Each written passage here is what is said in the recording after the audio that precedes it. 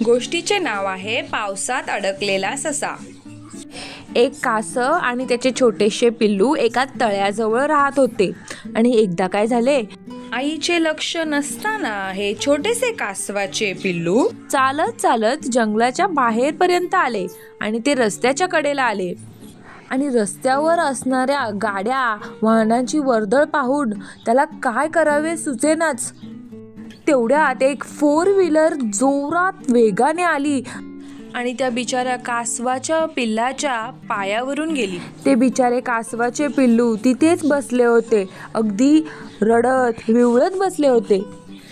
तितक्यात एक ससा तिथे धावत धावत त्या बिचाऱ्या कासवाच्या पिल्लाच्या मदतीसाठी तिथे आला। त्यानंतर त्या पिल्लाला त्याने आपल्या पाठीवर घेतले आणि जंगलात आपल्या बिळाजवळ नेले, त्याच्यावर औषधोपचार केले, संध्याकाळी छान जेवण करून त्याला खाऊ घातले आणि दोघेजण निवांत झोपी गेले। जेव्हा सकाळी त्या कासवाच्या पिल्लाला जाग आली तेव्हा सशाने त्याला विचारले, बाळ, तू कुठे राहतोस?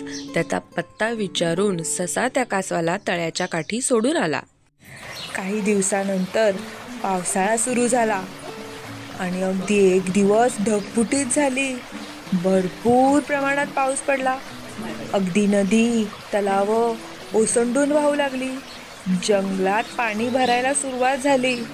ससा बिचारा आपल्या बिळातून बाहेर येऊन राहायला कुठे जागा मिळते का बघत होता, पण दुर्दैव एकही जागा शिल्लक नव्हती।